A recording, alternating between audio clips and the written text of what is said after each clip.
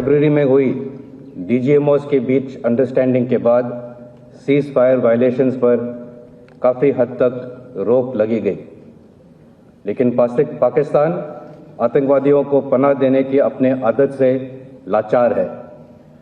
सीमा पार प्रशिक्षण शिविरों में तकरीबन 300 से 400 आतंकवादी घुसपैठ करने के अवसर की तलाश में बैठे हैं। सरहद पार से ड्रोन्स द्वारा हथियारों की स्मगलिंग की कोशिश भी जारी है। नियंत्रण रेखा पर हमारे सक्रिय ऑपरेशन और मजबूत काउंटर इन्फिल्ट्रेशन ग्रिड से घुसपैठ की अनेक कोशिशों को नाकाम किया है। जम्मू और कश्मीर के आंतरिक इलाकों में पिछले 2 सालों से प्रगतिशील सुधार हुआ है। इसके चलते सरहद पार से समर्थित आतंकवादी तंजीमों की कोशिश रही है कि विकास की गति पर रोक डालना, और ये साजिश तेज कर दी गई है। गैर स्थानीय लोगों और गरीब मजदूरों को निशाना बनाना इसी साजिश का हिस्सा है। सिक्योरिटी फोर्सेस के लगातार प्रयासों से हिंसा की घटनाओं में काफ़ी गिरावट आई है।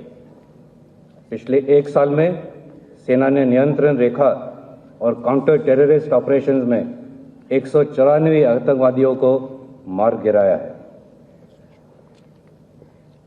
देश के उत्तरी पूर्वी क्षेत्र में भी प्रोएक्टिव ऑपरेशंस के वजह से सुरक्षा स्थिति में सराहनीय सुधार हुआ है।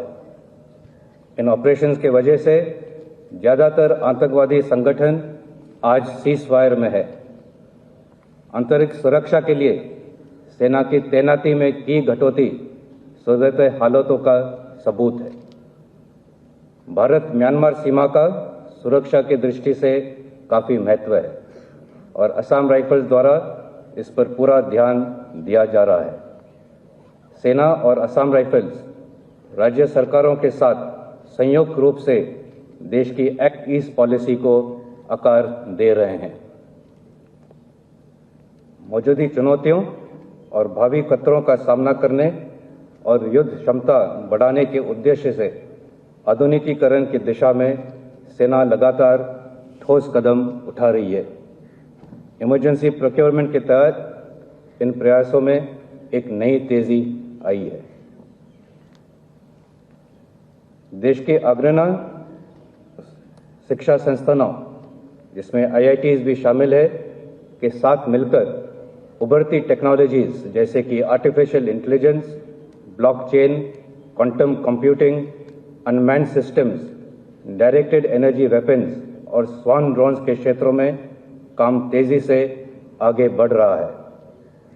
आधुनिकीकरण के ये प्रयास के साथ साथ इंफ्रास्ट्रक्चर, जिसमें बॉर्डर रोड्स, टनल्स और अंडरग्राउंड स्टोरेज भी शामिल है, इसमें भी निरंतर सुधार हो रहा है।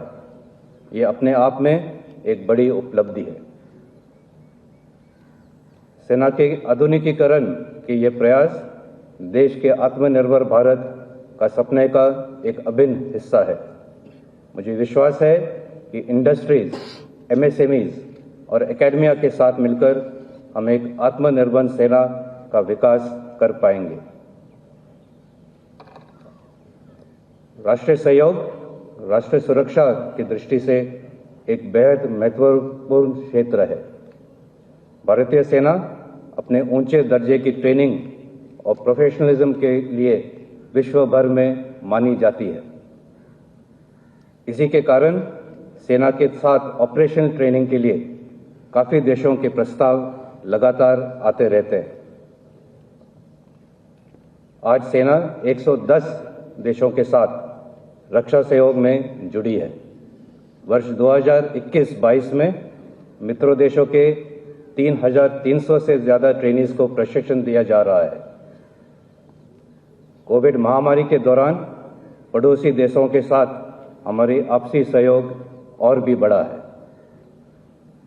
United Nations peace keeping operations में भारतीय सेना का सदा से ही महत्वपूर्ण योगदान रहा है। आज भी हमारी सेना के 5,000 से भी ज़्यादा सैनिक विभिन्न पीस कीपिंग मिशंस में तैनात है, जो देश को एक अलग पहचान दे रहे हैं। ह्यूमैनिटेरियन असिस्टेंस और डिजास्टर रिलीफ सेना के ऑपरेशंस का एक अभिन्न हिस्सा बन चुका है। अभी हाल में ही हमने ब्रिटिश आर्मी के साथ एक्सरसाइज कोंकण शक्ति और बिम्स्टेक राष्ट्रों के साथ पैनिक्स एक्सरसाइज आयोजित किया। ये दोनों एक्सरसाइजेज आज के पैंडेमिक सिनारियो पर आधारित थे।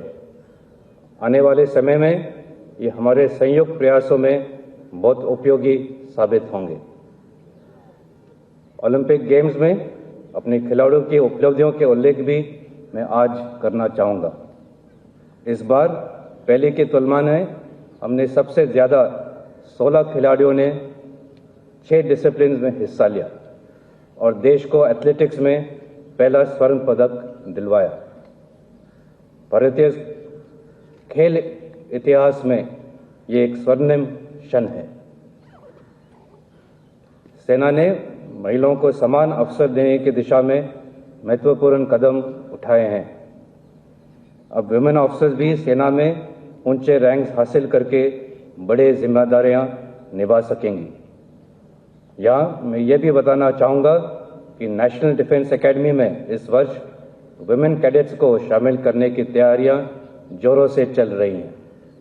आर्मी एविएशन को भी विमेन पायलट्स के लिए मंजूरी दे दी गई है और इनका ट्रेनिंग जारी है।